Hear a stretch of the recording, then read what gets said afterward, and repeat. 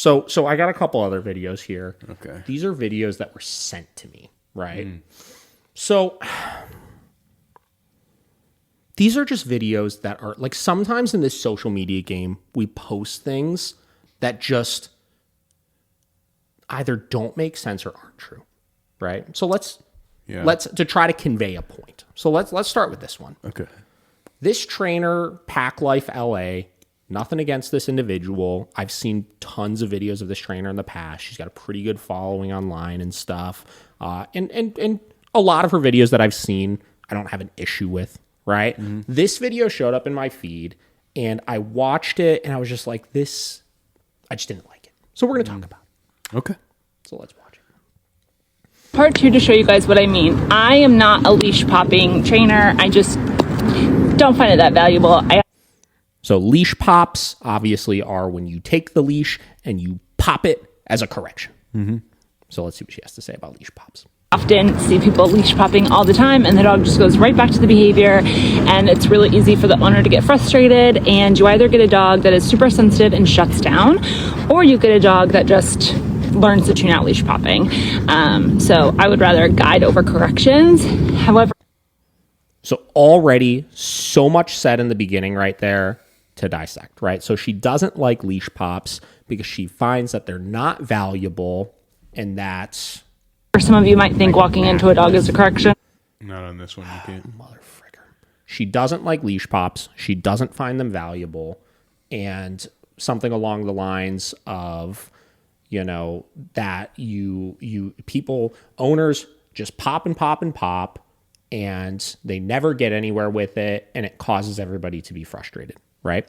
So first off, let's start off with what is a leash. I hate when we talk about corrections as all these, like, act like they're all so different, right? So she's talking about corrections, leash pops, e-collar corrections, walking into the dog, guidance versus correction, stuff like that, right?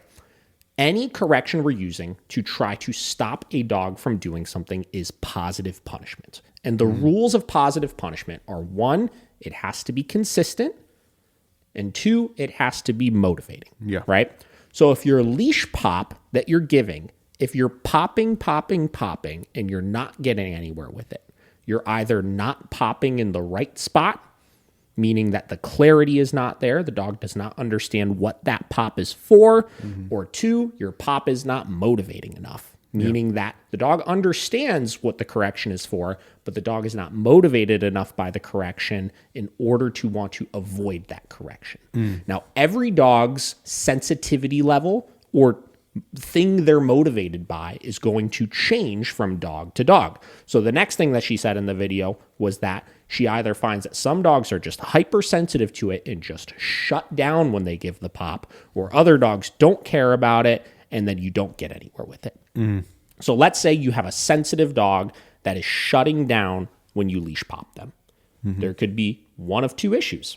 1, if a dog is shutting down, meaning they're not doing the desired thing, they're not fixing themselves in the way that you want them to fix themselves, that is a sign that the dog doesn't understand what the correction is for, meaning you have a clarity issue, or you're taking your motivation to such an extreme level that the dog is trying to avoid at all costs a correction by just doing nothing, which gets back to the original one, meaning the dog doesn't understand what the correction is for. Because if they understood what the correction was for, you could give as motivating of a correction as you want, and the dog should fix themselves because they know what it is that we want them to do. So the more motivated they are to do it, the more they should do that thing we want them to do, right? Yeah. And then you get into the dogs that are too stubborn, that the pops don't work. There's definitely dogs that you could leash pop as hard as you want, and they don't care enough about that sensation in order to want to fix themselves.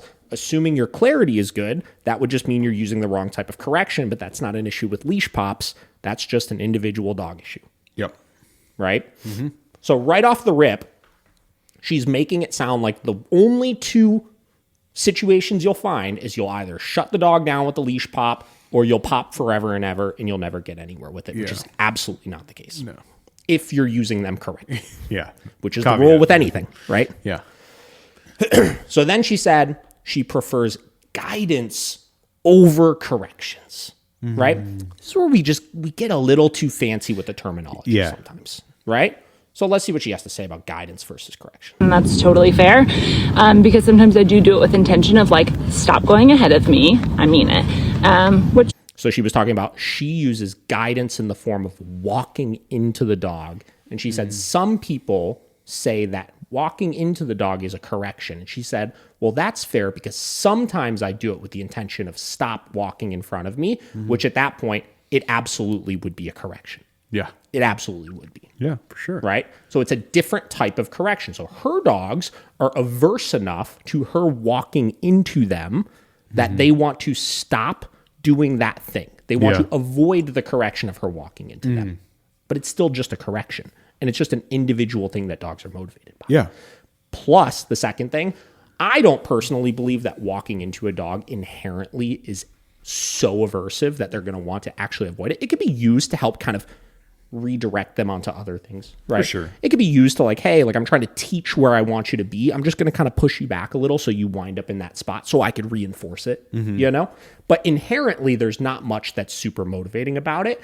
And with any correction we're using, because motivation is important and it ultimately needs to be motivating enough for them to want to do it. Let's say she walks into a dog and the dog says, no, fuck you. Like, I'm not that motivated by this. She's going to have to intensify it to meet the level of motivation needed. And you can't walk harder into a dog, right? That would mean at some point she's probably backing up her walking into the dog with e-collar stim, with a correction on the leash, with some other form of correction to make it inherently more aversive, which gets back to we're making this seem like it's something that's so much easier. Just walk into the dog and the dog will stop, but there's so much more nuance to it. And that's my problem with videos like this. So let's keep watching.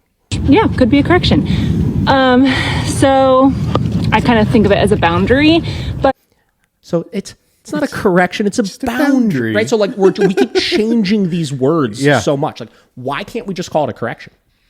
Right. And if it's not a correction, so my first question would be, okay, explain the exact difference between a correction and a boundary then. She wouldn't be able to. Right? So a boundary to me is the line at which point you're not allowed to cross. And at that point, if you cross it, there is a correction for passing that boundary. Yeah. It's just walking into the dog. That's literally what a boundary is, which is walking into the dog. But walking into the dog would not be a boundary. That would be a way you're enforcing your boundaries that you've set. Which would be a correction. You know, whatever floats your boat. So let me show you with my pack. So she's going to demonstrate it here, which is fine. Jerry's going ahead. Now, if you watch what she's doing, she's snapping, then walking into them. So what is the snap? The snap is a mark. So she's using her snap to identify the mistake and then backing up the snap with the boundary. Yeah. I'm getting all fucked. See, this is the thing. I watch videos like this and I start getting all fucked. Yeah. There's so many different words. Yeah. Right. So the snap is the mark, right? The walking into the dog is the consequence. The snap is the mark. The walking into the dog is the consequence. Yeah. The correction. Right? No matter how many times I've walked my dogs, sometimes they're just filling themselves. And that's okay. The purpose of the walk is not to go 4 miles or 5 miles, although I would like to. The purpose of the walk is to fulfill my dogs, to physically and mentally exercise them, to get them out into the world. And if I need to spend 20 minutes on leash work here, halfway through my walk if you're finding that you need to spend 20 minutes working leash work with your dog on your walks because sometimes they're just feeling yourself, getting back to your correction or your guidance or your boundary or whatever you want to call it is not working for a reason of either not being clear enough or not being motivating enough. I'm leaning more on the sides of not being motivating enough because she is doing it at appropriate times. But that's where you get back to walking into the dog is not inherently motivating. Yeah. So you probably should be backing it up with some sort of more aversive sensation. Yeah. connect and get them back beside me or behind me for now, then that's what I do. That's part of our walk. That's part of the connection. That's part of our relationship. And it is so, so, so important.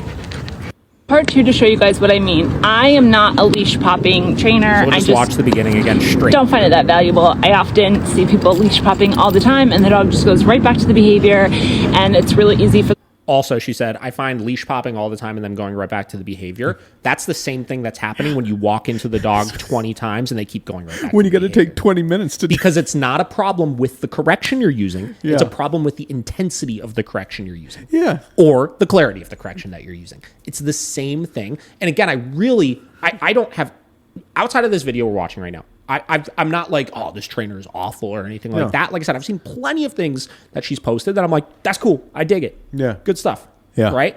But my problem is I watch videos like this, and this video will confuse the absolute fuck out of your average dog owner. Yeah. Because we're trying it, and it's always the videos that are trying to make something else seem bad that I have a problem with. If she just made a video on why I like walking into the dog to correct them for going ahead. Yeah. Right? Whatever. I mean, I could probably look at it and be like, well, I don't really dig that. But it's when people are trying to make it seem like one way is so much better than the other, which is what we find the force-free community does all the time over stuff, which is why it's so much easier, I feel like, to fucking, like look at it and pick it apart. Yeah. Because there's not sound logic behind your reasoning for why this is better than this.